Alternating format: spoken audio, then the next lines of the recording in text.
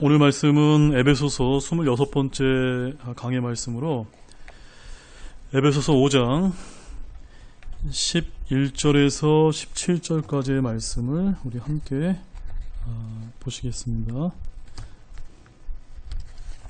에베소서 5장 11절, 17절. 오늘 좀 길죠?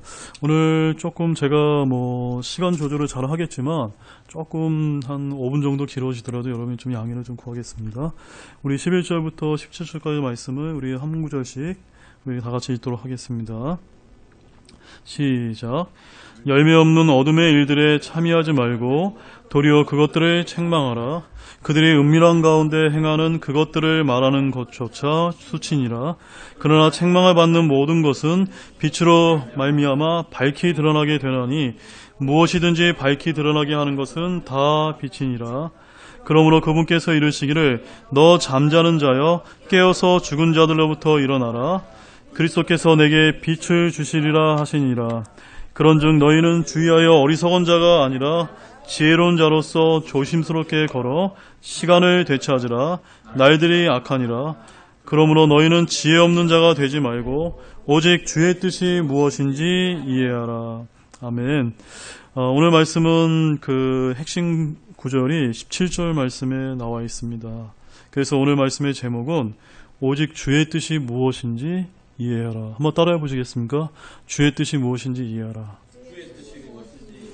네. 참 알고 싶지 않습니까? 주님의 뜻. 오늘 이제 굉장히 귀한 말씀이 담겨 있는 것 같습니다. 우리가 이제 구원받은 후에 많은 우리 신자들이 주님의 뜻이 무엇인지 알고 싶다고 하는 그런 말을 하는 경우를 우리가 종종 볼 수가 있습니다. 그래서 하나님의 뜻, 또 주님의 뜻이 무엇인지 도무지 알 수 없다라고 이렇게 이제 고민을 토로하는 분들을 우리가 많이 보게 됩니다. 자, 그러면 오늘은 구원받은 신자가 구원을 받게 된 이후에 어떻게 살아야 하는가, 즉 주님의 뜻, 주의 뜻이 무엇인지 이해하기 위함에 관한 그런 귀한 말씀들을 오늘 담고 있는데 그것을 한 구절씩 살펴보도록 하겠습니다. 자, 11절 말씀 본문 같이 읽겠습니다. 시작. 열매 없는 어둠의 일들에 참여하지 말고 도리어 그것을 책망하라. 구원받은 성도들은 여전히 세상에 살지만 세상 밖에서 격리되어 살아가는 그런 것이 아닙니다. 분명히 저와 여러분들은 세상에서 불러냄을 받았지만 우리는 세상 사람들과 더불어 살아가도록 주님께서 그렇게 우리를 이제 허락해 주셨습니다. 그래서 고린도전서 5장 10절 말씀 한번 보십시오. 고린도전서 5장 10절 말씀.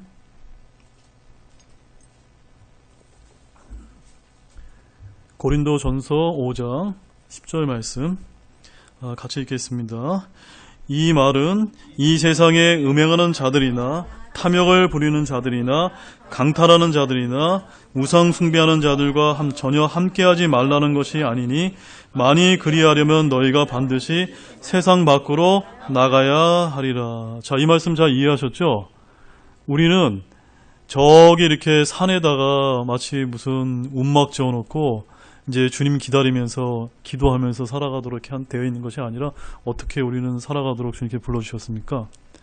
지금 여러분들이 하고 있는 그 현재 그 위치와 직장과 가정과 세상과 학교에서 이제 우리는 내가 맡은 그런 소임과 일을 다 한 가운데 믿지 않는 자들과 더불어 살아가면서 우리는 그럼에도 불구하고 우리는 어떻게 살아갑니까? 구별되게, 믿는 자로서 구별되게 그렇게 살아가도록 주님께서 이제 우리에게 말씀하고 계십니다. 그래서 주님 자신이 세상에 속하지 않으셨기 때문에 비록 세상 가운데 살고 있지만 우리는 세상에 속합니까? 안 속합니까? 속하지 않습니까? 우리가 세상에 속하지 않는 그 근거가 뭐라고 말씀드렸습니까? 주님께서 속하지 않고 있기 때문에 우리가 주님의 자녀로서 그곳에 속하지 않는 것입니다. 자, 요한복음 17장 16절 말씀 보시죠. 요한복음 17장 14절 말씀 보시죠. 14절 말씀.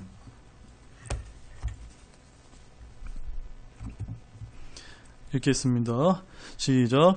내가 아버지의 말씀을 그들에게 주매 세상이 그들을 미워하였사오니 이는 내가 세상에 속하지 아니한 것 같이 그들도 세상에 속하지 아니하기 때문이다. 그 다음 16절 말씀도요. 시작.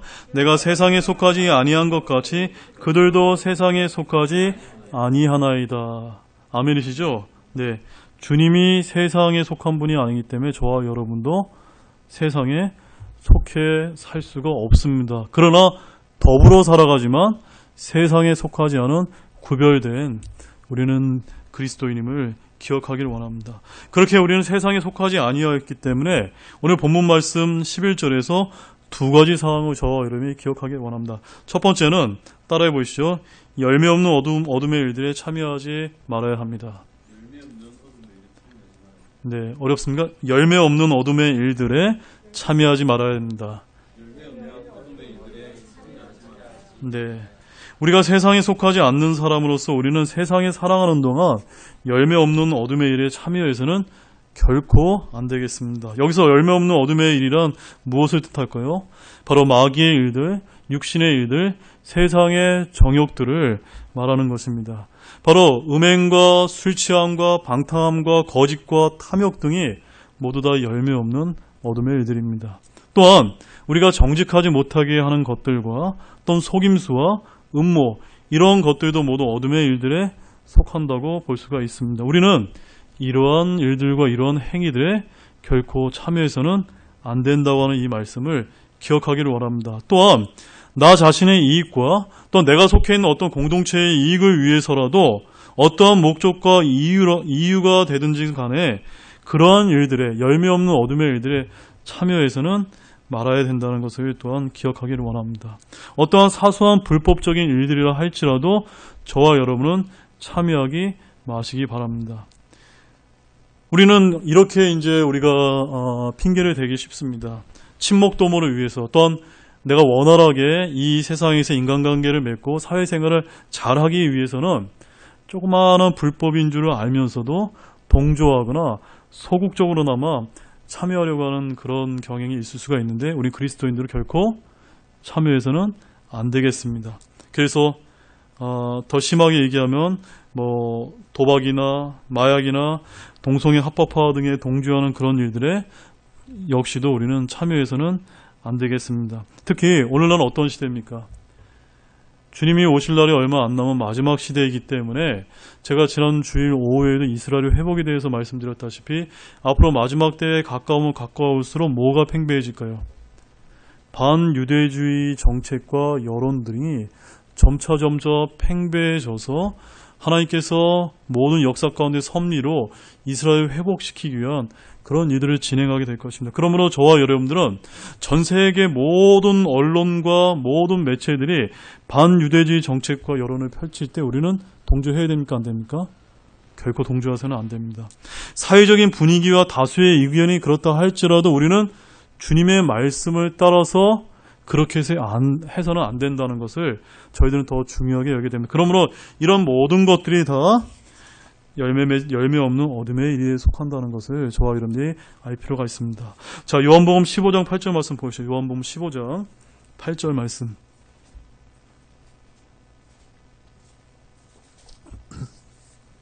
요한복음 15장 8절 시작. 너희가 열매를 많이 맺는 것 이것으로 내 아버지께서 영광을 받으시나니 이로써 너희가 내 제자가 되리라. 우리는 열매 없는 어둠의 일들은 철저하게 참여해서는 안 되고 오히려 어떠한 일에 참여를 해야 됩니까? 아버지께서 영광을 받는 그런 성령의 열매를 맺는 그런 일들에 적극적으로 참여하고 제자가 되는 그런 삶을 저와 여러분들이 살기를 좀 여러분에게 권면을 드립니다. 아멘이시죠? 자, 두 번째는 첫 번째는 열매 없는 어둠의 일에 참여하지 말아야 되고 두 번째는 뭘까요? 따라해 보시죠. 그것들을 책망해야 됩니다. 뭘 책망해야 될까요? 그렇죠. 열매 없는 어둠의 일들에 참여하지 마는 것만이 아니라 뭐 해야 된다고요? 책망해야 된다라고 꾸짖어야 된다라고 얘기합니다. 책망이라는 것은요, 잘 보시죠. 그냥 요렇게 하면 안 돼라고 해서 반대 의견을 제시하는 정도가 아니라 적극적으로 여러분, 그것은 죄입니다. 그것은 불법입니다. 그것은 하나님께서 싫어하시는 것입니다라고 우리의 입을 열어서 어떻게 하는 겁니까? 선포해야 되는 것을 말하는 것입니다. 예를 들어서 술 마시는 사람들 사이에 참여하지 않아야 될 뿐만이 아니라 술 마시는 것을 어떻게 해야 됩니까? 책망해야 된다는 겁니다. 뭘로 책망합니까? 하나님의 말씀으로 저희들은 책망을 해야 됩니다. 사람들은 내가 당한 불합리한 일과 부당한 일에 대해서 억울함을 토로하고 분노하지만 하나님의 말씀에 위배되고 부정직하고 불법에 대해서는 우리가 모르는 채 하거나 굉장히 내가 관대한 사람인처럼 우리가 이렇게 처신해가면서 살 때가 얼마나 많은지 모릅니다. 그러나 성경은 주님께서 우리에게 분명하게 말씀하십니다. 우리는 그리스도인들로서 그런 일들을 책망하고 꾸짖어야 됩니다. 특별히 저와 같은 이런 설교자들이 죄를 지적해야 될 뿐만이 아니라 책망하는 일을 게을리해서는 안 되겠다는 생각을 제가 하게 되었습니다. 이런 설교는 인기가 있을까요, 없을까요? 인기가 없겠죠. 왜냐하면 강한 거부감과 배척이 있고 때로는 이런 죄를 지적하고 하게 되면 형제자매들 간에 실족하는 일이 있을 수도 있습니다. 그럼에도 불구하고 어떻게 해야 됩니까? 죄를 드러내어서 책망하고 꾸짖는 일은 주님께서 우리에게 하라고 주신 명령임을 우리가 잊어서는 안 되겠습니다. 자, 디모데후서 4장 2절 말씀 보시죠. 디모데후서 4장 2절 말씀.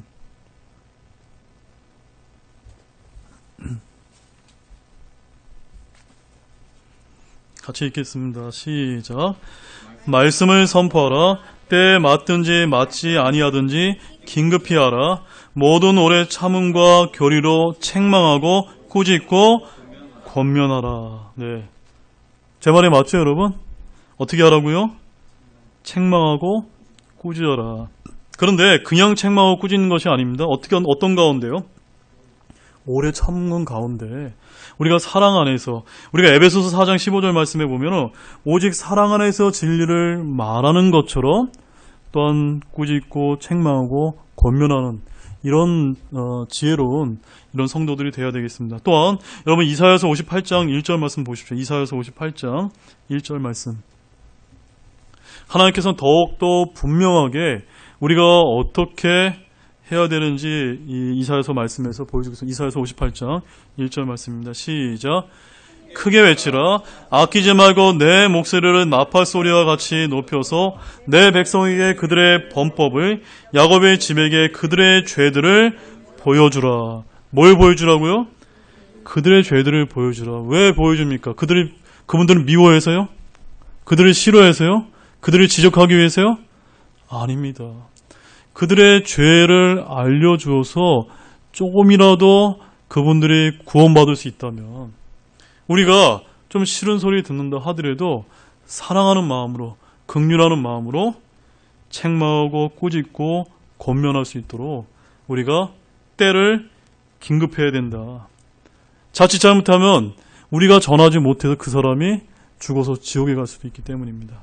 자, 본문 12절 말씀 읽겠습니다. 본문 12절 같이 읽겠습니다. 시작.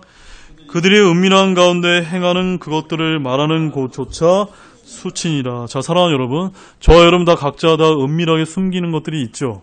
그것들이 드러나게 되면 어떻습니까? 부끄럽고 두렵습니다. 그러나 성경에서는 아무리 은밀한 가운데 행하여서 숨긴다 하더라도 누가 찾아내실까요? 하나님께서 찾아내신다는 것을 우리가 좀 볼 필요가 있습니다. 시편 44편 21절 말씀 보시죠. 시편 44편 1절 말씀. 시편 44편 21절 말씀 같이 읽겠습니다. 시작. 하나님께서 이 일을 찾아내지 못하시리요 그분은 마음의 은밀한 일들을 아시는도다. 우리가 아무리 숨기려 해도 하나님께서는 다 아십니다. 다 찾아내십니다. 또한 찾아내실 뿐만이 아니라 전도서 12장 14절 말씀 보시죠. 전도서 12장 14절 말씀. 전도서 12장 14절 말씀. 시작. 하나님께서 모든 은밀한 일과 더불어 선한 일이든 악한 일이든 모든 일을 심판하시리라. 저와 여러분은 무엇을 기억해야 됩니까? 우리가 숨기려고 했던 그 부끄러운 그 불법과 죄악이 있다면 하나님께서 그런 모든 것들과 더불어서 심판하신다. 우리가 이것을 잊어서는 안 되겠습니다. 그러므로 특히 구원받은 후에 저와 여러분이 은밀한 가운데 행하는 그것들을 말하는 것과 성경의 본문에서 뭐라고 얘기합니까? 수치가 된다는 것을 기억하기 원합니다. 이 말씀이 뭘 뜻하는 거냐면요, 하나님의 말씀을 주의하면서 항상 빛 가운데 행해야 된다는 걸 말하는 겁니다. 말과 행동이 투명해야 된다는 걸 말하는 것입니다. 누가 아무리 파헤쳐도 상관없는, 부끄러움이 없는 그런 삶을 저와 여러분들이 살아야 된다는 것을 말해주고 있습니다. 만약에 우리가 그렇게 하지 않으면 마귀에게 틈을 주게 되고 그것이 우리에게 올무가 될 수 있기 때문입니다. 자, 본문 13절 말씀 읽겠습니다. 본문 13절 시작. 그러나 책망을 받는 모든 것은 빛으로 말미암아 밝히 드러나게 되나니 무엇이든지 밝히 드러나게 하는 것은 다 빛이니이다. 책망받는 모든 것은 뭘로 드러나게 된다고요? 빛으로. 여기서 빛이 뭘까요, 여러분? 빛은 찾지 마시죠. 시편 119편 105절 말씀에 보면은 주의 말씀은 내 발의 등불이요 내 길에 빛이니이다. 무엇이 빛입니까? 말씀이 빛입니다. 그 다음에 119편 130절 말씀에 보면은 주의 말씀이 들어오면 빛을 주며 이 빛이 단순한 자에게 명철을 주나이다.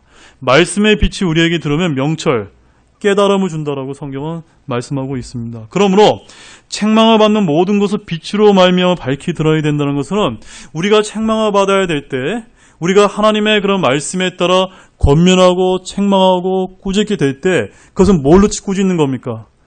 하나님의 말씀의 빛으로 우리가 그분들을 사랑해서 오래 참음으로 그렇게 하게 될 때 모든 것이 빛으로 말미암아 밝게 드러나게 되고 그들에게 명철을 줄 수 있다라고 성경은 말씀하고 있습니다. 그래서 베드로후서 1장 19절 말씀 보시죠. 베드로후서 1장 19절 말씀 같이 읽겠습니다. 시작. 또한 우리에게는 더 확실한 대언의 말씀이 있으니 날이 새어 샛별이 너희 마음속에 떠오를 때까지 너희가 어두운 곳에 비치는 빛을 대하듯 이 말씀에 주의를 기울인 것이 잘하는 것이라. 주의 말씀이 빛이요 그 말씀의 빛이 명철을 주며 우리 마음의 어두운 곳을 비추는 그런 말씀이 됨을 기억하기를 원합니다. 그래서 모든 것은 다 말씀의 빛 가운데 드러나게 되어 있습니다. 특별히 우리의 불법과 죄악과 은밀히 숨겨놓은 모든 것들 다 드러나게 된다는 것을 기억하기 원합니다. 14절 말씀 읽겠습니다. 본문 14절 시작. 그러므로 그분께서 이르시기를 너 잠자는 자여 깨어서 죽은 자들로부터 일어나라. 그리스도께서 내게 빛을 주시리라 하시니라. 자, 믿는 성도로서 우리는 잠자는 자가 아니라 어떤 자가 되어야 됩니까? 깨어있는 자가 되어야 됩니다. 그런데 성경에서 잠자는 자가 뭘 뜻하는지 아세요? 잠자는 자? 잠자는 자는 죽은 자를 말합니다. 성경 본문이 지금 너 잠자는 자여 죽은 자들로부터 일어나라고 이렇게 말씀하고 있습니다. 잠에서 깨어나라고 말하고 있는 것이 아니라 뭐라고 말씀하고 있습니까? 죽은 자들로부터 일어나라라고 말씀하고 있습니다. 바로 예수 그리스도를 믿지 않는 자들은 영적으로 모두 죽은 자들이며 잠자는 자들입니다. 이 구절을 우리에게 적용해 보게 된다면 우리가 주님과 영적인 교제가 단절된 그런 것을 말할 수가 있고요. 또한 쾌락과 향락과 오락 가운데 빠져 사는 사람들, 즉 열매 없는 어둠의 일에 참여한 자들을 우리는 이제 잠자는 자다라고 이렇게 이해할 수가 있습니다. 자, 디모데전서 5장 6절 말씀 보시죠. 디모데전서 5장 6절 말씀.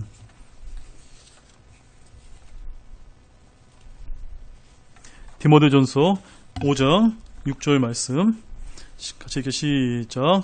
쾌락에 빠져 사는 여자는 살아있으나 죽었느니라. 네, 맞죠 여러분? 쾌락, 향락, 오락 다 어떤 자입니까? 열매 없는 어둠의 일에 참여한 죽은 자이다. 잠자는 자이다 라고 영적으로 잠자있는 것을 말하고 있습니다. 그러므로 잠든 사람은 아무 일을 하지 못합니다. 잠든 사람은 듣지도 보지도 말하지 못하기 때문에 가장 편안한 시간이기도 하지만 가장 위험한 시간이 될 수도 있습니다. 잠든 틈에 도둑이 들고 강도가 들 수 있기 때문이다. 오늘날 교회도 마찬가지로 깊이 영적으로 잠들어서 어떠한 주님이 원하시는 것을 하지 못할 때를 우리는 경계해야만 됩니다. 그래서 주님께서는 분명하게 뭐라고 얘기하시냐면 마가복음 13장 37절 말씀에 한번 찾아보시죠. 마가복음 13장 37절 말씀 같이 읽겠습니다. 마가복음 13장 37절 시작.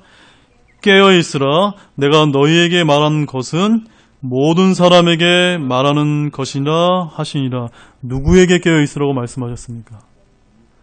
여러분 각자 개인에게요? 아닙니다. 모든 사람에게 깨어있기를 원하고 있습니다. 그러면 우리가 어떻게 깨어있기를 원합니까? 골로새서 4장 2절 말씀 보시죠. 골로새서 4장 2절 말씀. 골로새서 4장 2절 말씀. 시작. 항상 기도하고 기도 중에 감사를 드리며 깨어있으라. 아주 구체적인 그런 깨어있는 방법에 대해서 말씀하고 있습니다. 그러므로 사랑하는 여러분 지금 깨어있습니까? 잠들어 있습니까? 깨어있지 못하고 잠들어 있다면 그것은 무방비 상태에 있다는 것을 기억하기를 원합니다. 그래서 베드로전서 5장 8절에 정신을 차리라. 깨어있으라. 너희 대적 마귀가 울부짖는 사자같이 두루다니며 삼킬 자를 찾나니. 잠든 사이에 공격을 당하게 되면 그 누구도 이길 수 없습니다. 오늘날 교회가 세상에서 여러 가지 좋지 못한 소리를 듣고 우리 믿는 그리스도인들이 세상 가운데 승리하지 못하는 이유가 무엇인지 압니까? 바로 우리가 잠들어 있기 때문입니다. 그래서 주님은 오늘 본문 14절에서 뭐라고 말씀하십니까? 너 잠자는 자여 깨어서 죽은 자들로부터 일어나라. 근데 그들이 깨어날 수 있는 좋은 방법이 뭡니까? 14절 하반절에 보면 그리스도께서 내게 빛을 주시리라. 어떤 빛입니까? 오늘 본문 말씀에서 권면하고 꾸짖고 책망하는 그런 하나님의 말씀의 빛을 통해서 우리가 잠에서 깨어나야 된다 라고 성경은 그렇게 말씀하고 있습니다. 바로 영적으로 잠들지 말고 주님이 주시는 말씀의 빛으로 저와 여러분은 잘 깨어 있어야만 된다는 말씀을 잊지 마시기 바랍니다. 자, 본문 15절 말씀입니다. 본문 15절 시작. 그런즉 너희는 주의하여 어리석은 자가 아니라 지혜로운 자로서 조심스럽게 거르고. 자, 여기서 이제 오늘 굉장히 중요한 말씀이 나오는데 약 7가지의 어리석은 자와 지혜로운 자를 비교해서 한번 말씀을 살펴보겠습니다. 자, 어떤 사람이 어리석은 거, 어떤 사람이 지혜로운 사람인지 우리 성경 말씀을 통해서 한번 조명을 받도록 하겠습니다. 첫 번째, 우리 마태복음 7장 24절에서 26절 말씀 보십시오. 마태복음 7장 24절에서 26절. 다 찾으셨습니까? 같이 읽겠습니다. 시작. 그러므로 누구든지 나의 이 말들을 듣고 그것들을 행하는 자를 나는 자기 집을 반석 위에 지은 지혜로운 사람과 같다 하리라. 비가 내리고 홍수가 나고 바람이 불어 그 집에 부딪히되 그것이 무너지지 아니하였나니 이는 그것을 반석 위에 세웠기 때문이라. 나의 이 말을 듣고 그것들을 행하지 아니하는 모든 자는 자기 집을 모래 위에 지은 어리석은 사람과 같으니라. 자, 여기서 어리석은 사람의 특징이 뭡니까? 말씀을 들었는데 행하지 않는 사람입니다. 지혜로운 사람은요, 말씀을 들었는데 행하는 사람입니다. 이것이 첫 번째 어리석은 사람과 지혜로운 사람의 구분입니다. 두 번째는 마태복음 25장 2절 8절 말씀 보겠습니다. 그 다음 장 있죠? 같이 읽겠습니다. 2절부터 읽겠습니다. 시작. 그들 중에 5은 지혜롭고 5은 어리석더니. 자, 8절이요. 시작. 어리석은 자들이 지혜로운 자들에게 이르되 우리의 등불이 꺼졌으니 우리에게 너의 기름을 나누어 달라 하거늘. 여기서 지혜롭고 어리석은 것의 특징은 뭡니까? 기름 예비하는 게 뭔가요? 바로 주님이 오실 때를 준비했냐 안 했냐. 주님이 이렇게 오시겠다고 약속했는데 나 자신이 주님을 맞이할 그 신부로서 준비를 잘 했느냐. 이것을 잘한 사람은 지혜로운 사람이고 잘하지 못한 사람은 어리석은 자다라고 여기서 말씀하고 있습니다. 자, 우리 누가복음 11장 40절도 한번 보겠습니다. 세 번째로 우리 어리석은 자를 한번 살펴보겠습니다. 누가복음 11장 40절 시작. 너희 어리석은 자들아 겉의 것을 만드신 분께서 속의 것도 만들지 아니하셨느냐. 다시 한번 읽겠습니다. 시작. 너희 어리석은 자들아 겉의 것을 만드신 분께서 속의 것도 만들지 아니하셨느냐. 여기서 어리석은 자의 특징이 뭡니까?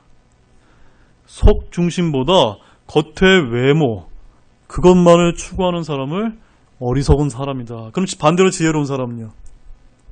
속이 꽉 찬 사람을 얘기하는 겁니다. 맞죠, 여러분?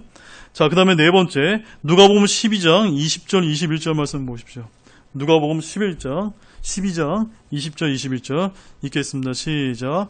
그러나 하나님께서 그에게 이르시되 너 어리석은 자여 이 밤에 내게서 내 혼을 요구하리니 그러면 내가 예비한 그것들이 누구의 것이 되겠느냐 하셨으니 자기를 위하여 보물을 쌓아두고 하나님께 대하여 부여하지 못한 자는 이와 같으리라 하시니라. 여기서는 어떤 사람이 어리석은 자죠?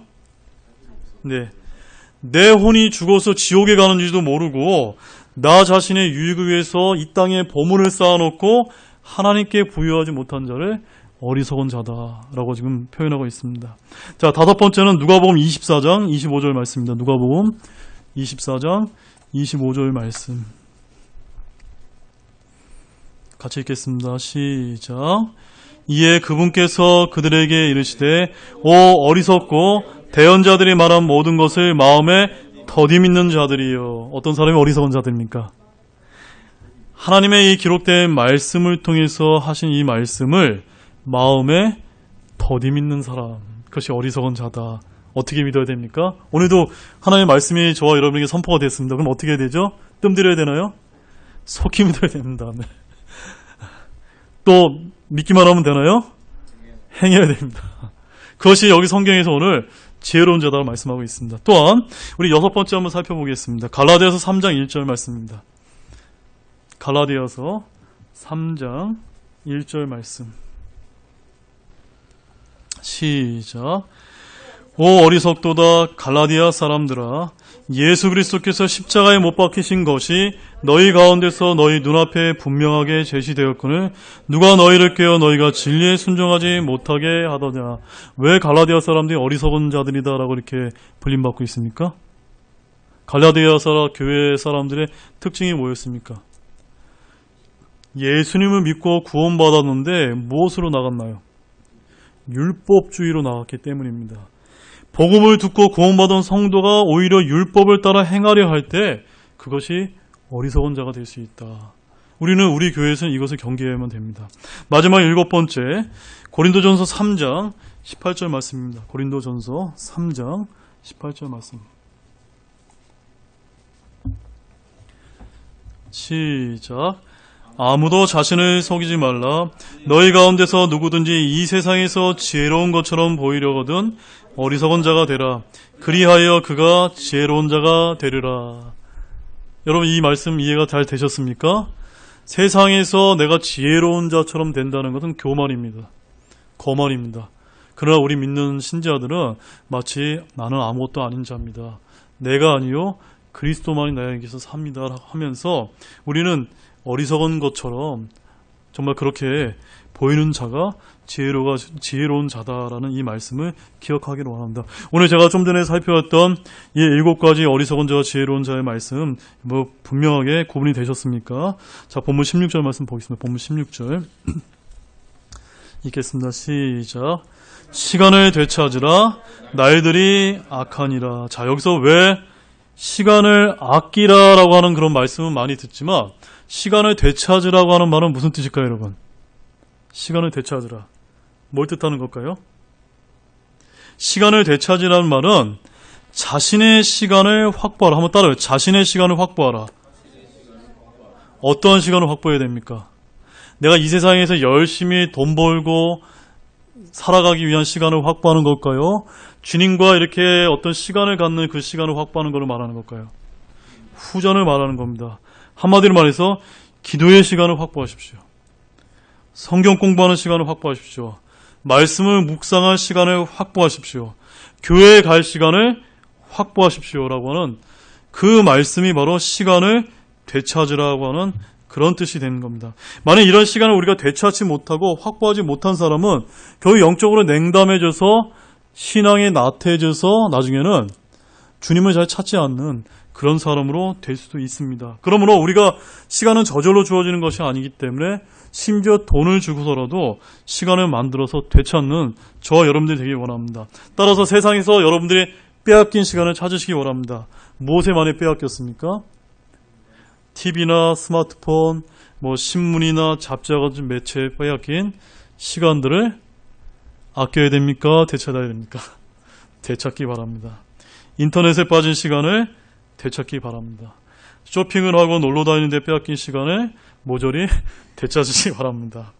여행 다니고 친구들을 만나면서 보낸 시간을 그거 하지 말라는 얘기가 아닙니다.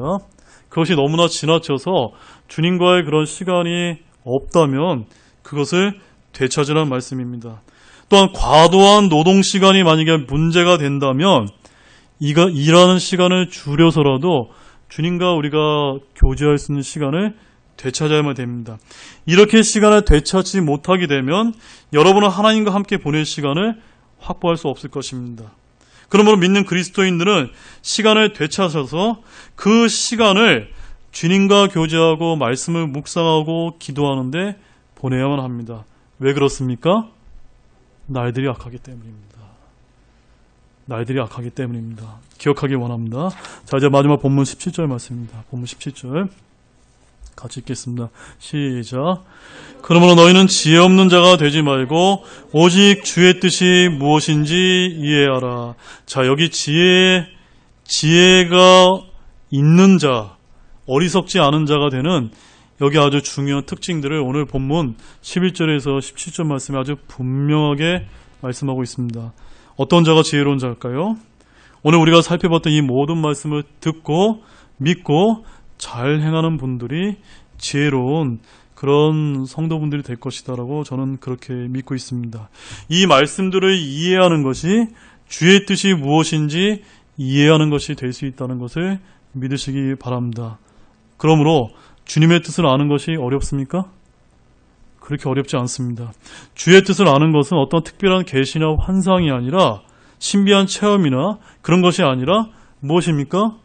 우리가 좀 전에 읽었던 것처럼 성경에 기록되어 있는 이 말씀이 주의 명령인 줄로 알고 믿고 잘 따르려 할 때 그것이 주의 뜻이 무엇인지 이해하는 것이 되는 것입니다.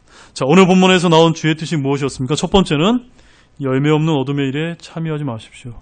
두 번째는 어둠의 일들을 책망하십시오. 세 번째는 은밀한 중에 행하는 일은 말하는 것조차 수치라는 것을 기억하십시오.